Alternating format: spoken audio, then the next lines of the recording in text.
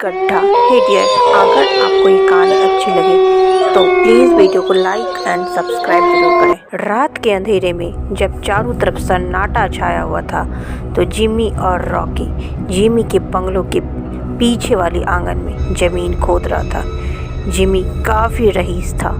उसका बंगलो और आंगन 5 एकड़ में फैला हुआ था। लगभग आधे घंटे से वो दोनों एक बैग छुपाने के लिए ज़मीन खोद रहे थे। तभी जिमी ने कुदाल गड्ढे में मारी और खींची। तभी उनकी आंखें फटी की फटी रह गई, क्योंकि कुदाल के साथ ज़मीन में दबा हुआ एक कंकाल निकला था। जिमी ने कुदाल फेंक दी और गड्ढे से बाहर निकला। तभी रॉकी ने कहा, ये कंकाल किसका है जिमी? जिमी घबराते हुए कहता है, मुझे क्या पता, मैं भी अभी देखा है। तभी रॉकी कहता है, कहीं तेरे पापा ने इसकी जान लेके इसे ज़मीन में तो नहीं गाड़ दिया? जिमी कहता है, नहीं नहीं नहीं रॉकी, क्या नहीं, तुझे पता नहीं है तेरे पापा कितने सनकी हैं? हमारे मैथ टीचर का भी उसने कितनी बुरी हालत से पीटा था, और वो तुम्हारा पहला वाला नौकर, उसको तो इतना मारा था कि वो उसे अस्पताल में भर्ती करना पड़ा था। तभी जिमी कहता है, लेकिन मुझे नहीं लगता है कि उन्होंने किसी की जान ले। तभी रॉकी कहता है, पर वो छोड़, हमें इस बैग को कहीं और छुपाना पड़ेगा, वरना हम दोनों की कोई खैर नहीं। उसके बाद वो दोनों वो गड्ढा बंद कर दूसरी जगह वो बैग छुपा दी, और उसके बाद वो दोनों वहाँ से घर के गेट पर वापस आ गए। रॉकी वापस से घर के बाहर जा रहा था। जाते वक्त वो जिमी से बोला, अगर मैं वापस घर सही सलामत नहीं पहुँचा और मेरी मौत हो गई तो समझ जाना कि मुझे उसी आदमी के भूत ने मार डाला है। तभी जिमी कहता है, कुछ भी मत बोल यार, भूत वूत कुछ नहीं होता।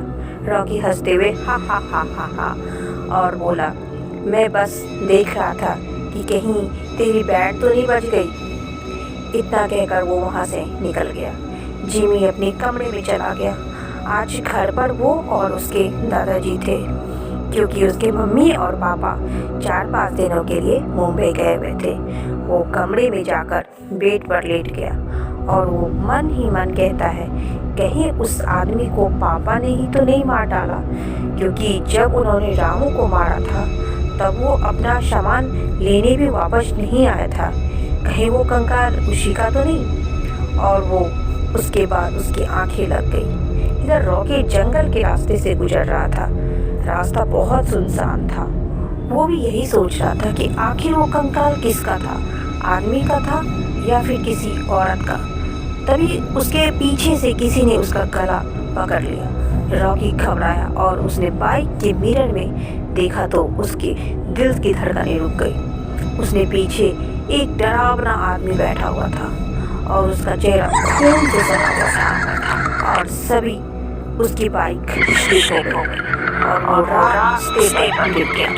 उसका सर फट चुका था और उसमें से खून बहुत ज़्यादा निकल रहा था। उसने सामने देखा तो डरावना आदमी उसी की तरफ देखते हुए रास्ते के बीचों बीच खड़ा था, और तभी रॉकी ने अपना दम तोड़ दिया। इधर जिमी अपने कमरे में सोया हुआ था। तभी जिमी अपने बेड के नीचे गिर गया। उसने अपनी आंखें खोली तो वो गिरा हुआ था। उसके सामने वही खून से सना हुआ आदमी खड़ा था।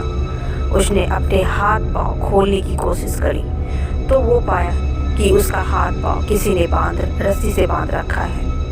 फिर वो उसने चिल्लाने की कोशिश करी तो उसके मुंह पर पट्टी बंधी हुई थी। जिमी बहुत डरा हुआ था। वो आदमी जिमी को घसीटते हुए आंगन लाया, जहाँ पर जिमी और रॉकी का कंकाल मिला था। वहाँ पर पहले से ही गड्ढा खोदा हुआ था। उसने जिमी को उसके अंदर फेंका और खुद से मिट्टी डालने लगा। तभी जिमी जोर से चीखा तो उसकी नींद खुल गई। उसने आसपास देखा तो वो वहीं आंगन में था, उसी जगह जहाँ पर उन्होंने गड्ढा खोदा था। उसे कुछ भी समझ नहीं आ रहा था कि उसके साथ क्या हो रहा है।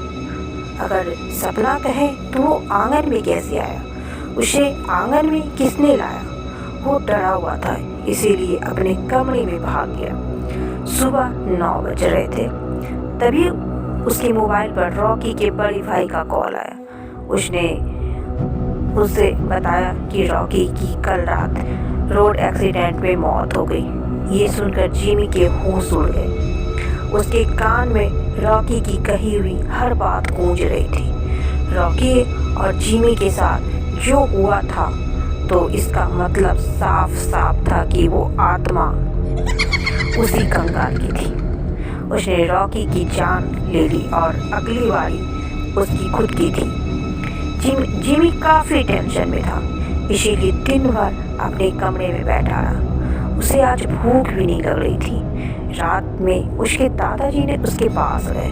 उसे परेशानी में देख उन्होंने उससे कहा और उनका हाल पूछा। जिमी ने झिझकते हुए आखिर में अपने दादाजी को सारी बात बता दी। यह सुनकर दादाजी के होश उड़ गए। दादाजी ने कहा, क्या सच में तुमने आंगन में दफनाई हुई लाश का कंकाल ऊपर निकाला था रॉकी? रॉकी कहता है, हाँ दादाजी, लेकिन जी पर वो कंकाल किसका है? उसे पापा ने तो। ये सुनकर दादाजी घबरा गए और वो वहाँ से निकल गए। कुछ देर के बाद दादाजी एक पुरानी तस्वीर लेकर जिमी के पास आए और तस्वीरें दिखाते हुए बोले, क्या वह आदमी यही था जिमी? जिमी ने वो तस्वीर देखी और बोला, हाँ वो यही था। ये सुनकर दादाजी के सर से पांव तक पसीने निकल आए।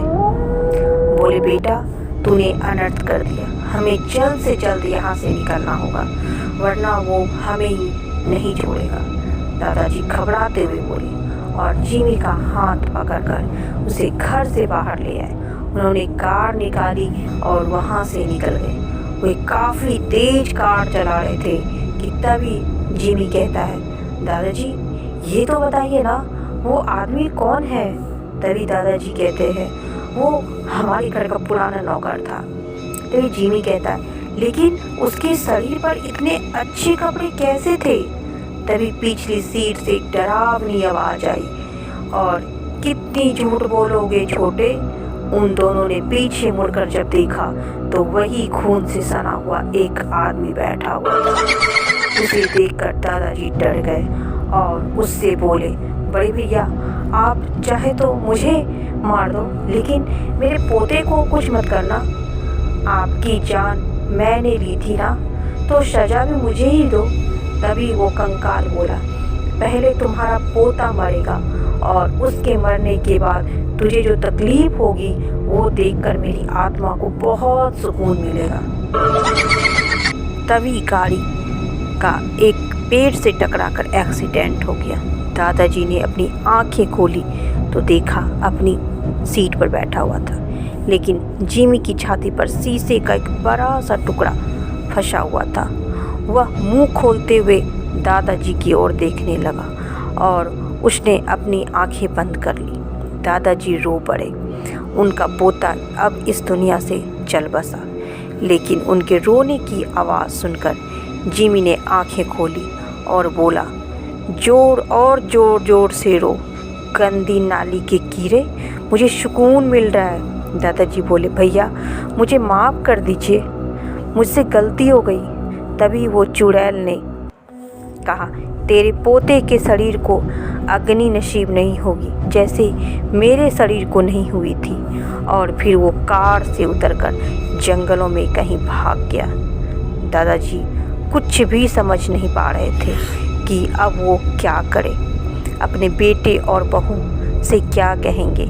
और उन्हें रास्ते से गुजरने वाले लोगों ने अस्पताल में भर्ती करवा दिया था। वो आंखें बंद करके बेड पर लेटे हुए थे। तभी उन्हें अपने बेड पर बड़ी भाई की आवाज़ सुनाई दी, तेरे बेटे और बहू बहुत जल्द ही तुम्हें देखने आ रहे हैं। दादाजी ने आंखें खोली और जिमी उसके सामने खड़ा था। बोला, आज मैं उन्हें भी तेरी आंखों के सामने मार डालूंगा और तू कुछ नहीं कर पाएगा। तभी दादाजी बोले, नहीं भैया ऐसा मत करो।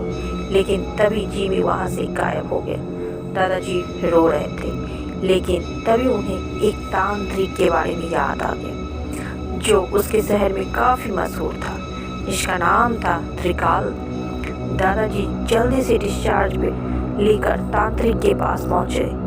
तांत्रिक को अपने साथ लेकर अपने घर पहुंचे। त्रिकाल ने अपने चेले को अग्नि जलाकर उसके सामने भभूत का एक घेरा बनाने के लिए कहा। तैयारी हो जाने के बाद त्रिकाल तांत्रिक कुछ मंत्र बोले और तभी कमरे की खिड़की से जिमी कमरे में आ गया और जिमी घेरे के अंदर बैठ गया।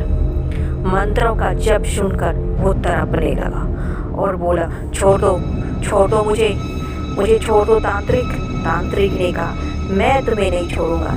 जब तुम इस मासूम को छोड़कर और इस छोटे बच्चे का शरीर छोड़कर यहाँ से चला जाएगा तभी। जिमी कहता है, नहीं, मैं नहीं जाऊँगा और ये कोई मासूम नहीं है। मैंने इसे अपने घर में जगह दी और इसने एक रात मेरी बीवी को चाकू भोंककर हत्या कर दी और फिर मेरे सर में डंडा मारकर मुझे भी मार डाला, आंगन में दफना डाला और पुलिस को ये बताया कि मैंने अपनी बीवी की हत्या कर और घर से कहीं दूर भाग गया हूँ। मेरे मरने के बाद इसने मेरी सारी संपत्ति अपने नाम कर ली और बड़ी चैन की जिंदगी जी रहा है। मैं इसको मार दूंगा। ये सुनकर त्रिकाल और उसका चेला दोनों दंग रह गए। तभी दादाजी बोले, हाँ बाबा, मैंने इसकी और इसकी बीवी की जान ली है। मैंने ये सब पैसों के लिए किया है। मैं आपकी झोली भी पैसों से भर दूंगा, मुंह मांगी रकम दूंगा। बस इसकी आत्मा को पकड़ लो और इसे इतनी तकलीफ दो कि इसकी आत्मा शर्म उठे, इसे पश्चाताप हो क्यों इसने मेरे पोते की जान ली है। तांत्रिक कहता है, ठीक है, आप जैसा बोल रहे हैं वैसा ही होगा। और उसने कुछ मंत्र बोलना शुरू किया, लेकिन तभी जिमी हंसने लगा। वो इतनी तेज हंस रहा था, तुम मेरा कुछ नहीं बिगाड़ सकता। और वो घेरे से उठकर दादाजी के ऊपर छलांग लगाई और उसकी छाती पर जा बैठा और फिर वो उसके गले को पकड़ा और पीछे की तरफ से ही उसका सर पटक दिया और वो वहीं मर गया। तब त्रिकाल बोला, अब तो तुम्हारा बदला पूरा हो गया, अब तुम जा सकते हो। तभी जिमी कहता है, नहीं, मेरा बदला भी पूरा नहीं हुआ है।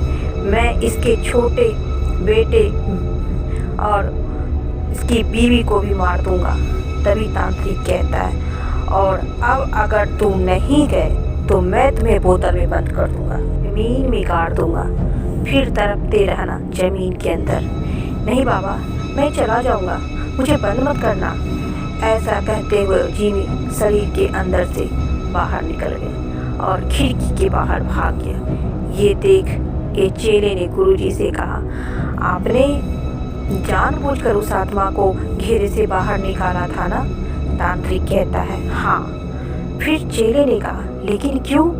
तांत्रिक ने कहा, क्योंकि मैं एक तांत्रिक हूँ और मैंने सिद्धियाँ इसलिए प्राप्त की है ताकि मासूम लोगों को भूत प्रेत आत्माओं से बचा पाऊँ और भटकती हुई आत्मा को न्याय देकर मुक्त कर सकूँ। मैंने उस अंतरिक्त आत्मा को तृप्त कर दिया है, उसके साथ न्याय किया। ये सुनकर चेला संतुष्ट हो गया और वो दोनों वहाँ से चले गए।